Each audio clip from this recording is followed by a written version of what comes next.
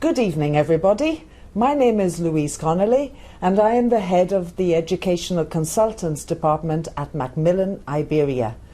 I would like to welcome you all to the second round of the pre-primary and primary online event for teachers who are users of Macmillan courses. For those of you who attended the first event in March, I would like to welcome you back. Thank you for joining us again. I would also like to remind you that the third and last event will be held on Tuesday, the 8th of May, at the same time, from 6 to half 7.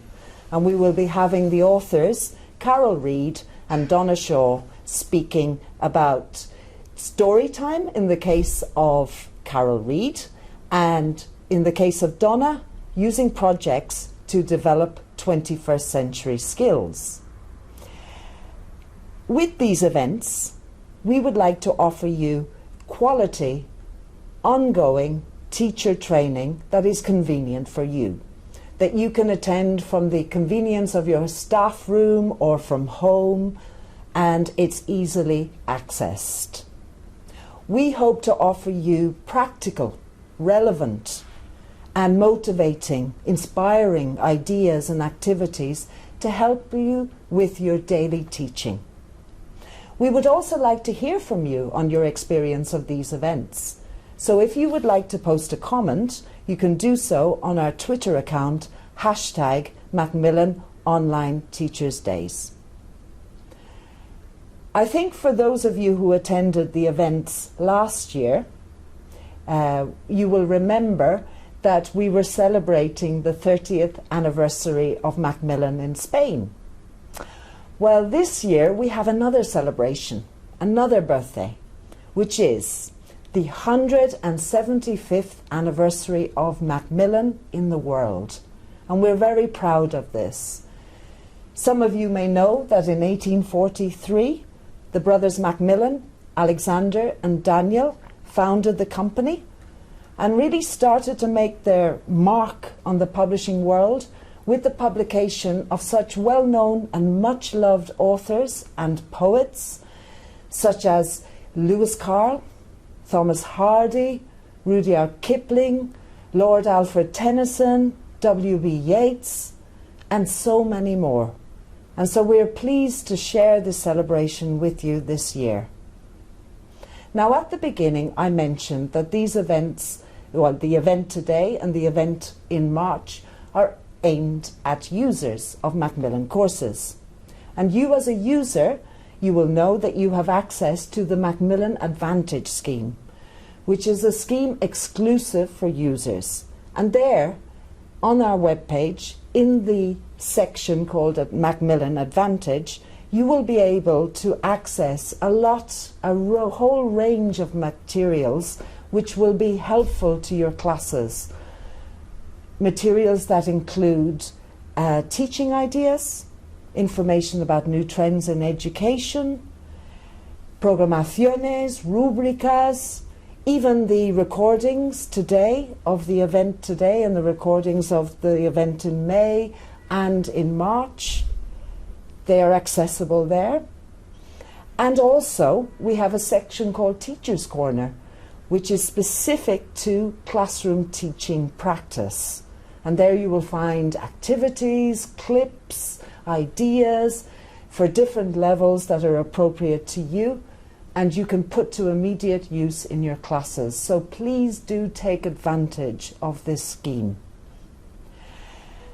Now, I would like to mention, because in a minute we're going to start the sessions, I would like to say that there will be handouts for these sessions, and that's important so that you're not there taking lots of notes. You don't need to take lots of notes. Obviously you can if you want to, but you will be sent a handout as well as a certificate of attendance after the event, and in the handout you will have a summary of the main ideas and activities.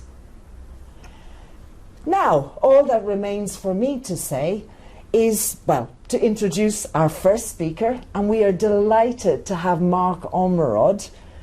Many of you will know that he is a very experienced English teacher who specialises in primary education, and that also he is a much loved and well-known author of such courses at primary published by Macmillan, such as Find Out, co-author with Donna Shaw, Heroes, last year, co-author with Emma Mohamed, and New Tiger this year, co-author with Carol Reed. So we're delighted to have Mark here for him to share his teaching experience, his ideas with us, and he's going to talk about children writing with a product in mind. So welcome, Mark. Thank you very much, Louise. Hello everybody, wherever you are in the world.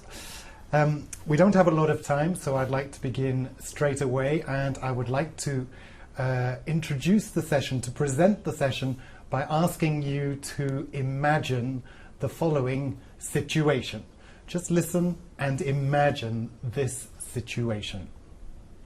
There is a teacher in class with 25 pupils between the ages of 9 and 11. The class is going really well, really well. All the children are participating, they're smiling, they're happy, they're enthusiastic. And then the teacher sets a writing task. Quite suddenly, the children are not smiling, they're not happy, they're not enthusiastic, and they're not really participating as they should. That's the situation. Without accusing anybody, I imagine that's a situation that many of us are familiar with. I have certainly lived that situation many times. I know many of my colleagues have too. It can be very frustrating, can be very upsetting, especially if you've spent a long time preparing the lesson and thinking about that writing task, making sure that the topic is of interest to the children and the level of the language is appropriate. But what can we do when we're in that situation several times, repeatedly? It's our job to stand back and ask ourselves how we can improve that situation. That's what I did in my own case, and in this webinar I would like to share with you some of my thoughts and consequent reflections, and also a few strategies and activities that in my class have helped to improve that situation, to improve the children's motivation. So when engaging children in writing tasks, of course, we think about the topic. It needs to be of interest, it needs to be relevant to the children, of course. And of course, we think about the level of language. It has to be the appropriate level of language, neither too difficult nor too easy. So I'm assuming that that is understood, but what else? What else can we do to engage our children in a writing task? Well, let's ask a pupil. Here's our pupil. He says, if you want me to write, I'll tell you what I need. I need a clear model, guidance and correction. I need to know who will read my text and why. I can make notes in my notebook, but I'd prefer to write my text on a computer. I want to present my final draft in an interesting format, using colour and card and stickers, etc. And if I can write with my friend, that would be more fun than writing on my own. So as a teacher who's finding it difficult to motivate his pupils to write, I'm looking at this list of requirements and I'm thinking, but I do this. I give my pupils a clear model. I give them constant guidance and gentle correction. They can do their writing on a computer if it's possible. They can work together when it's appropriate. And I've always been lucky enough to work in schools where we can provide lots of coloured card and stickers and glue and even glitter, which I hate because it goes everywhere. But when I really look closely at this list of requirements, I had to think again about point number 2. The pupil is saying, I need to know who will read my text and why. And when I really thought about it, I really had to admit that perhaps I was not giving my pupils a clear reader. It was not clear to them who they were writing for, and therefore it wasn't clear to them why they were writing. To explain this more clearly, I'd like to look at some typical tasks that I was using with my pupils, and I'm sure you'll recognise many of them. Typical writing tasks for primary pupils. Write a description of your favourite animal. Well, I think we have to ask ourselves here, who are they writing this description for and why? And in the case of my pupils, I had to admit that they thought they were writing it for me. And the reason why was because I have to assess their level of written English. So, although this is the topic of animals and it's generally more motivating than many other topics, the reason they were writing is not actually very motivating. Write a menu. Include a starter, a main course, and a dessert. Okay, we're all familiar with this activity, I think, and it has lots of value. But who are they writing this menu for? Are they going to prepare this meal? Is anyone going to read this menu? If I put the menu on the wall when they've written it, why would anyone read it? They're not going to choose the food. Imagine you are on holiday. Write a postcard. Okay, well, if it's an imaginary holiday, I can tell myself that I'm writing this postcard to my friend, but it's not quite as motivating as if I were on holiday and I was really writing to my friend. Draw and describe your bedroom. Well, the list goes on. I should make it clear, I am not criticising these activities for what they are. These activities are loved. Many teachers use them. I use them. They appear in course books. There's a lot of good work and good learning that can be achieved using these activities. But what I am saying is that I think if as teachers we use a little bit of creativity, we can turn these writing tasks into authentic literary experiences that become memorable and far more valuable as a learning experience than a pretend literary experience. So I would like to share now with you some typical tasks that I have added my own creativity to, and you can judge for yourselves whether this little bit of creativity gives the students, the pupils, a clear view of what they're writing, who will read it, and why. Writing riddles. Writing riddles for your classmates to solve. Well, this is particularly useful for descriptions. We often ask our pupils to write descriptions of someone in the class, to write a description of a town or a famous person. When you write a riddle, you don't actually say who the person is, what the town is, or in this case, what the animal is. And then the classmates will read the riddle and they will have to guess what the animal is. Let's just look at the traditional write about your favourite animal. What do the students normally do? They choose their favourite animal, they find a photograph, they write a description, they sign it, and then we as teachers put the piece of writing on a piece of card and we display it on the wall. It's good, but it can be better, I think. Compare this to the student who writes about their favourite animal as a riddle. My Favourite Animal by José Manuel. Habitat. My favourite animal lives in the Arctic. It isn't big. Food.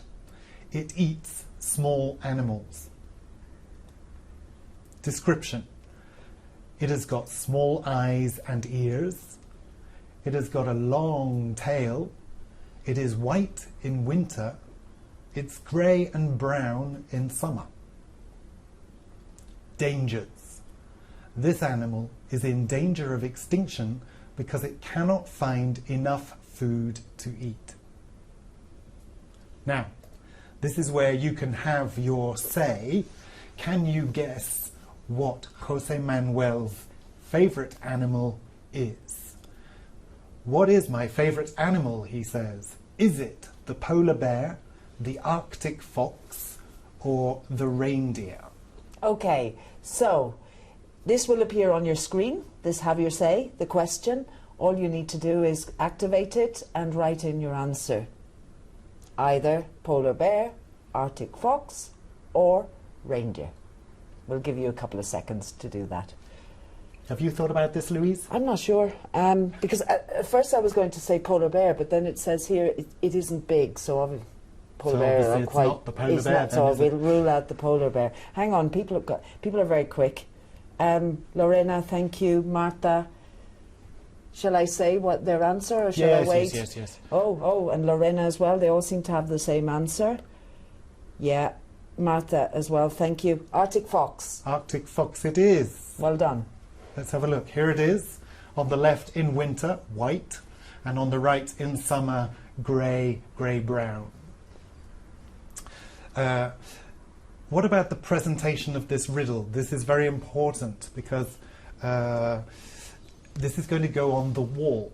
So obviously we can't display the picture with the writing because the picture would give away the answer to the riddle. So look at this. The student has put their riddle on a piece of card. And where is the photo? Well, the photo is underneath. Louise, would you like to lift the flap? Yes. Okay, let's see. Oh, wow. What Grey a koala. difference a flap makes. When these are on the wall, students, pupils, people passing are much more inclined to take interest. It's far more interesting to create this riddle with a folded piece of card than it is just to write a description and to just put it on the wall. So there we go. We have one idea there for really giving the students an idea of the product, a riddle, who's going to read it, their classmates, why, to take the challenge and to solve the riddle.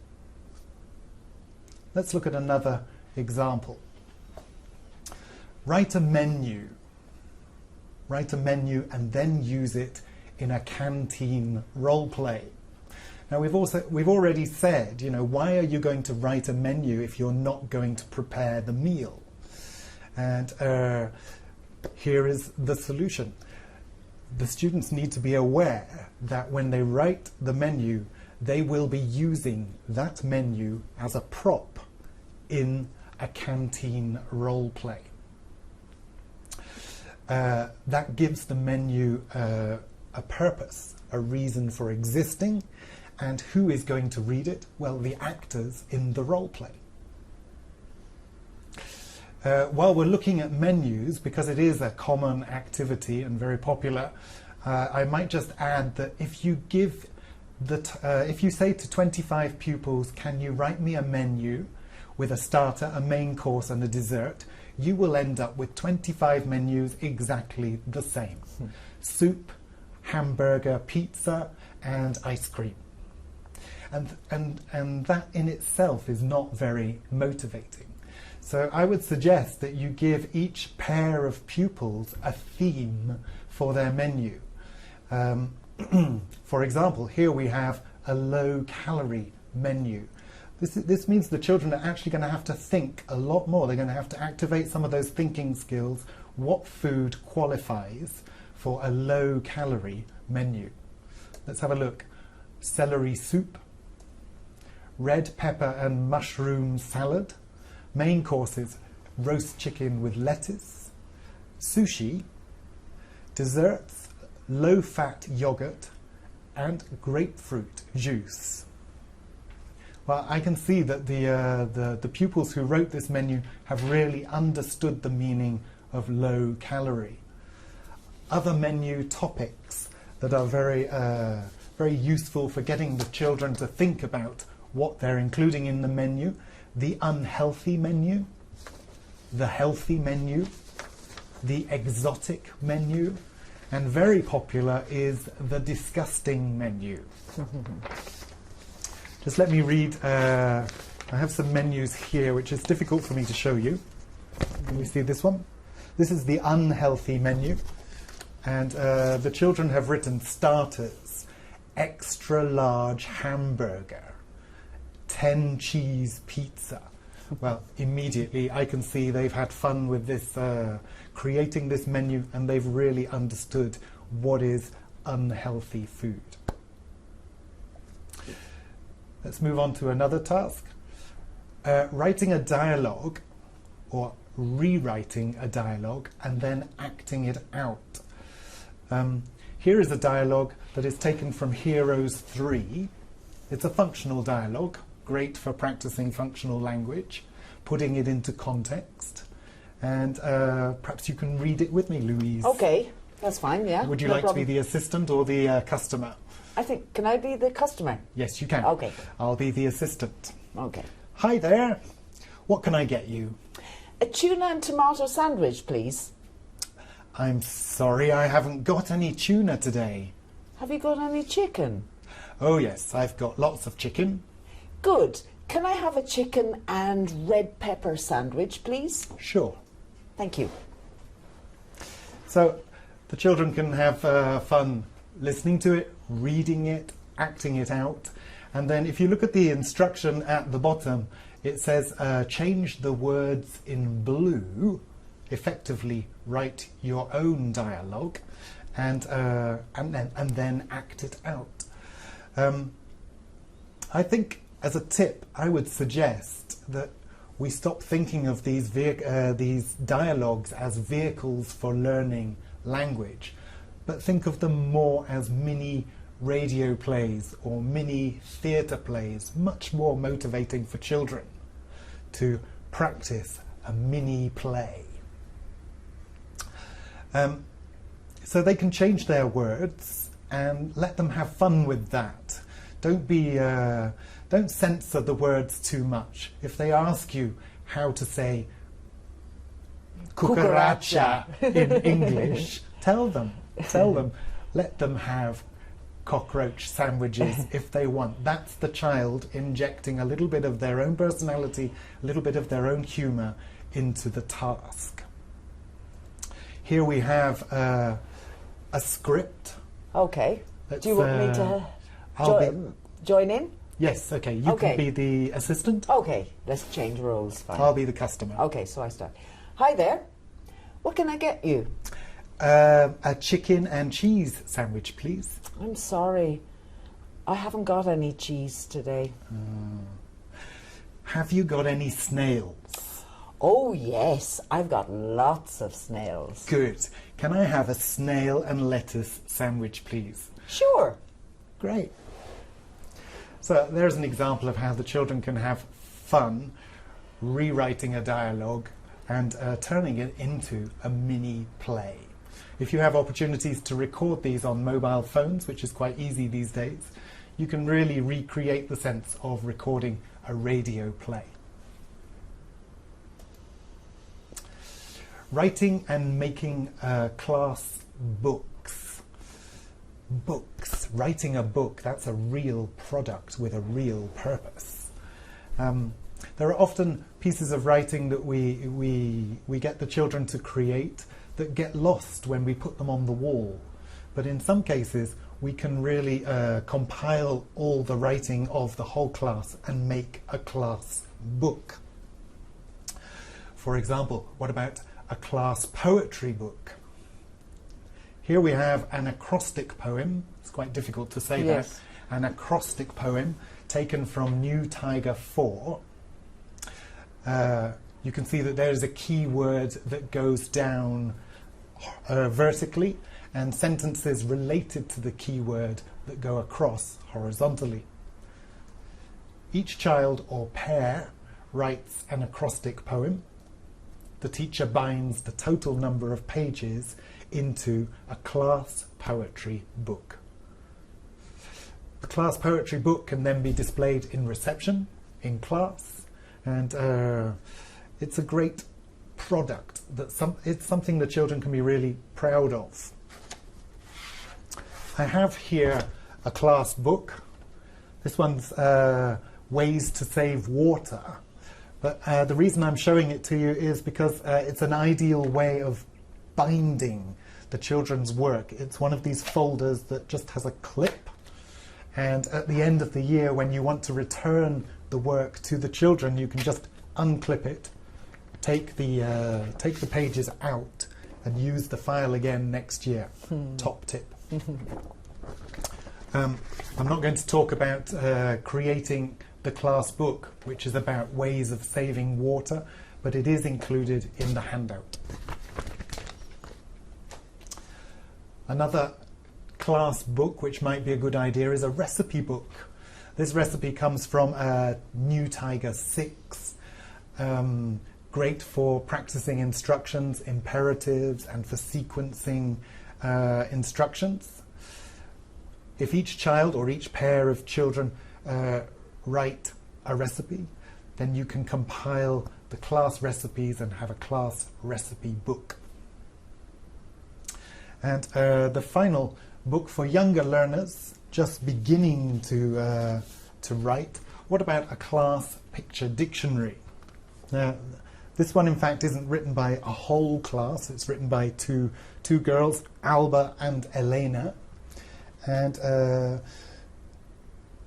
basically we give each student in the class, each pupil, a letter, and they can illustrate it. We put all the pages together, bind them, and we create a class picture dictionary. It's a real product. What is the reason? Well, it's for reference. And who is the reader? Anyone who needs to look up a word. Anybody who wants the template for creating this picture dictionary, just send me an email and I will happily send the template to you. And the fifth and last activity we're looking at is something that I have tried to promote over many years. It's writing a postcard to send to your teacher, to your school, when you are on holiday. It's quite an ambitious project. It needs preparation, but it's an absolute diamond of a project. It's carrot gold, and I can't recommend it enough. Imagine the children coming back in September and they see this in the hallway or in their classroom, all their postcards around a map, in this case of Spain. I can't tell you what joy they feel, the joy in their faces at seeing that you have received their postcard and that you have in some way given it value by displaying it. But of course, it's not easy to write a postcard on your own when you're on holiday. So this needs preparation. The children need to be able to see a model of a postcard. We need to draw their attention to the structure of the postcard, to the language used in the postcard. We can play games with the model. I like to read it and make mistakes, and the children correct me. I also tell them that this postcard was written to me by Justin B. And of course they Really? all... Yes, yes. Lucky you. They think I am a friend of Justin Bieber. Be careful to give the school address. Don't give your own address, of course. And then we should create a model text with the pupils. This goes something like this. My postcard begins, I am in name of place with my family, or maybe my friends, or who else could you be with, Louise? Maybe my grandparents? Okay, let's put in my All right, grandparents. okay. Yeah. I think it's a beautiful place, a boring place. What other adjectives could you use to describe a place? Interesting? Interesting.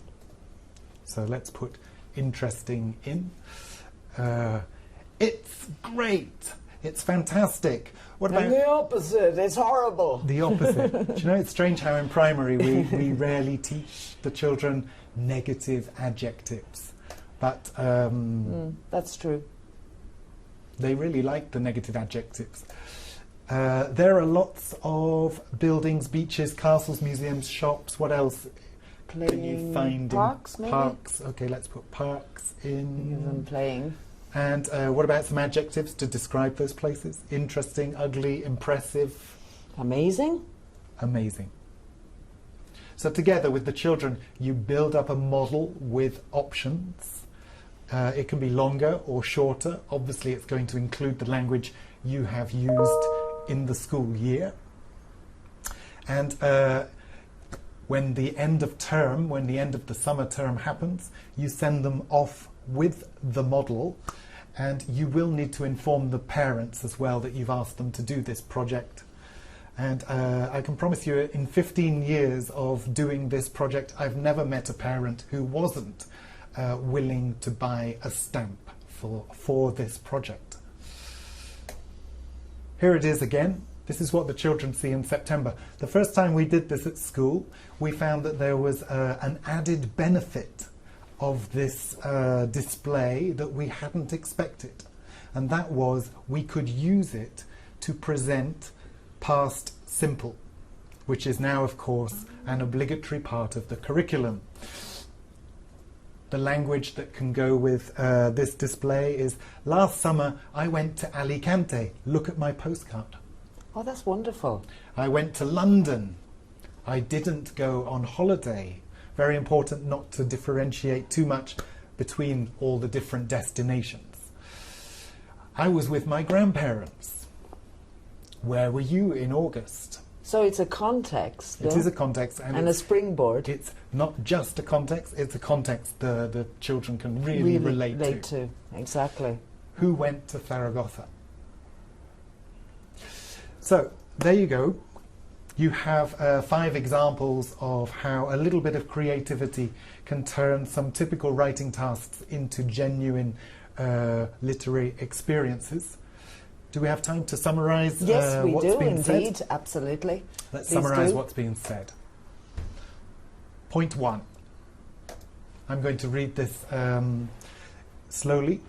It's important to design writing tasks so that our pupils know what the product of their writing will be. Are they writing a book, a riddle, a recipe, a code, a quiz, a poster, a story, a poem, an article for the school blog, a postcard, or some other type of text? Point 2. The pupils should also know the purpose of that product. Is it to entertain, to shock, to amuse, or to affect the reader in some other way?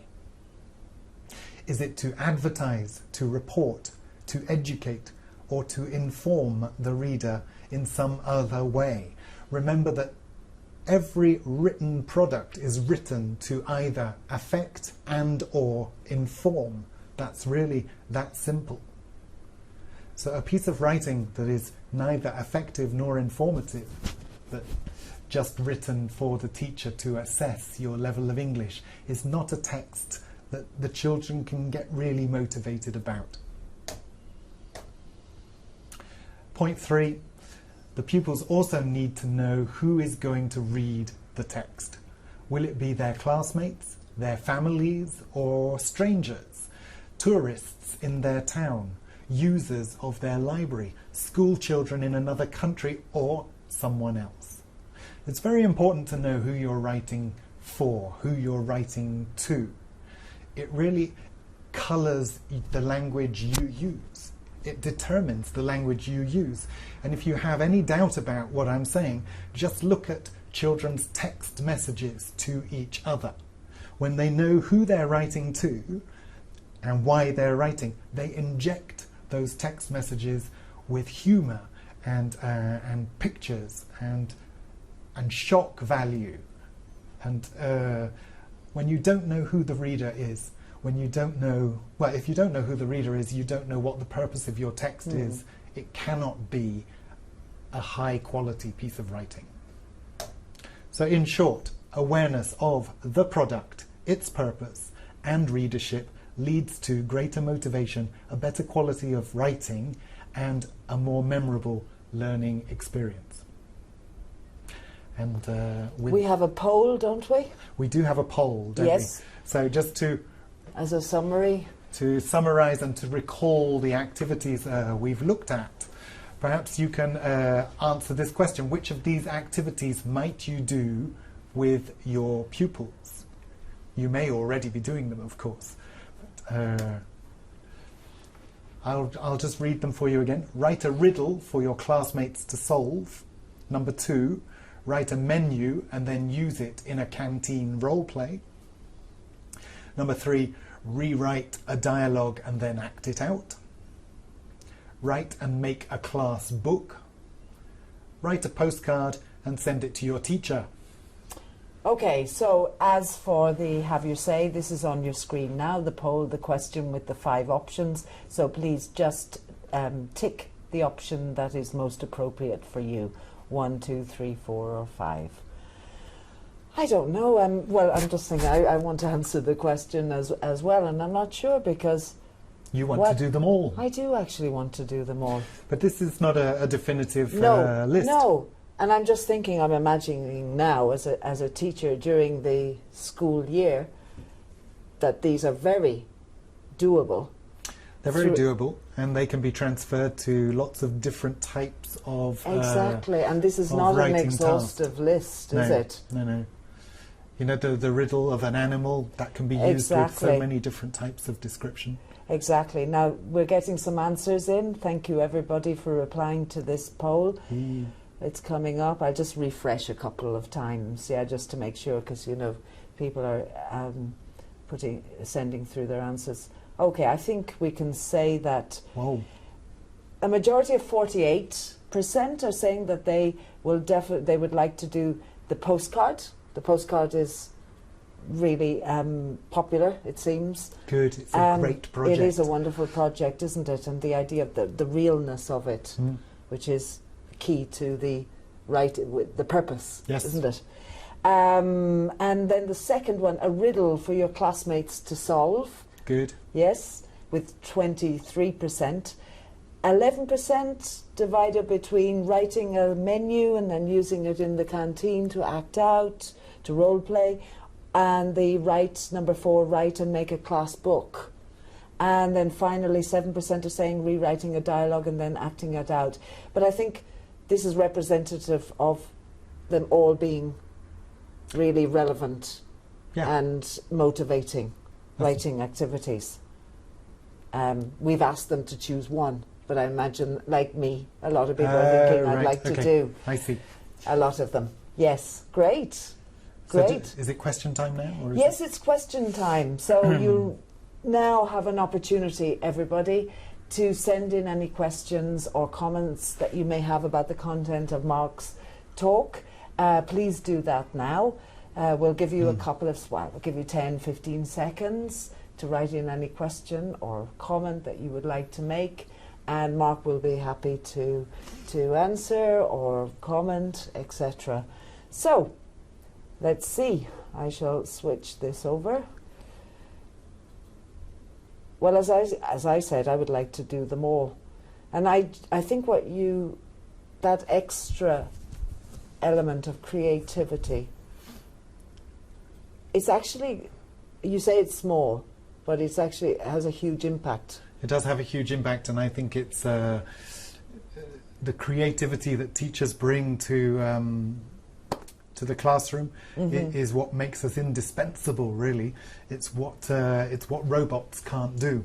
Yes, absolutely. We'll never be it can't be programmed, not yet. We'll never be replaced by robots if we keep adding our little bit of creativity. Yeah. Okay, we'll just go up. Great ideas, Mark. So Marta Fernandez, thank you. Great ideas, she's saying, and she will use them all. Ana Garcia, thank you. Writing tips for 5 years of age. Okay, the younger ones. Ooh, gosh. Well, the dictionary. Right. Well, my own experience really is from 6 to 12. Yes. So might have to hand over to one of my colleagues at Macmillan on that one. Exactly. Yes. Well, I think that a writing at that level would need a lot of support, wouldn't it? Certainly. And then visual. Very well scaffolded indeed. Exactly. So, thanks for your presentation. And Trinidad is saying thanks for your presentation. Great set of ideas. I can see Ismark's email address going to be in the handout. Actually, it isn't. Can I put it on the screen now? Well, it is on the screen, yes. Well, when you can pass, yes, you can go on to the next slide. I think you can see it. Yes. Clady says the activities are really perfect. Thanks for sharing different ways of doing writing in class. Carol Canovas. Sorry. Lots of people wanting the templates. Wanting the templates, yes. Okay. Good. Found the suggestions really, really useful from Antonio. Thank you, Antonio, for your comment.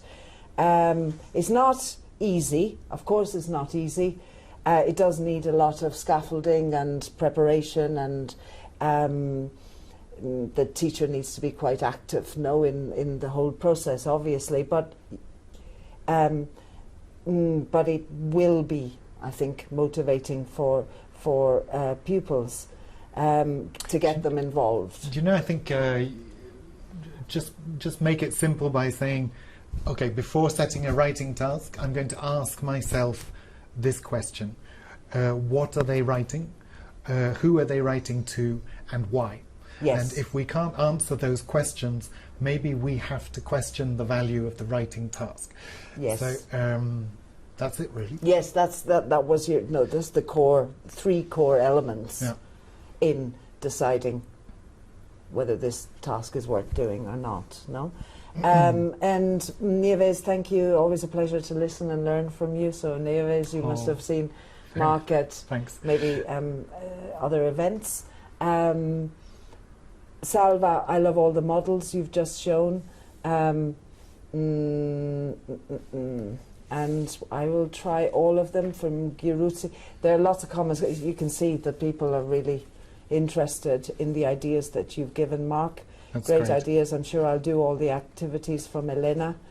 Oh yeah, this might be worth looking at this question. Pilar is asking if what's more important, if it's well written, so correct grammatically, or the content. Well, I think personally, I put more emphasis on the content, but you can't completely deny the existence of grammar and our jobs to gently correct the students. So if it's littered, if the piece of writing is littered with grammar mistakes, obviously we have to be selective, and we have to introduce those corrections gently, nicely, constructively. But yeah, definitely the content is the message, and the content is what's more interesting really for the students. Exactly. And so that's the motivating factor, isn't it? And to it's important for us as teachers to react to the content. Of course it is, because that's what the students are most interested in, your reaction to what they've written, not how they've written it. But nevertheless, we are language teachers and we do have to make corrections. Yes, and thank you to Sylvia for sending in. She sent in a link to a writing activity that she did with her pupils last year. Oh, great. Yeah, I'm going so to we'll follow look at that that. one up. Thank you very much, Sylvia. And anything else? Congratulations from Paz Peralta. Thank you very much. And yes, Louise saying I'll try them. 45 minutes each class. Congratulations. So, Okay. really, thank you. Thank you, Well, Mark. If you have, sincerely, if you have any questions or doubts or want to share ideas or discuss, just send me an email. If I'm busy, I'll write back and say I'll get back to you next week. But generally, I'm quite quick to reply. Thank you. We hope that you have found these teacher training videos of real use and relevance to your classes. We would like to remind you that you can find many more practical teaching ideas and tips, articles and video clips in Macmillan Advantage. Don't miss this opportunity to continue your professional development.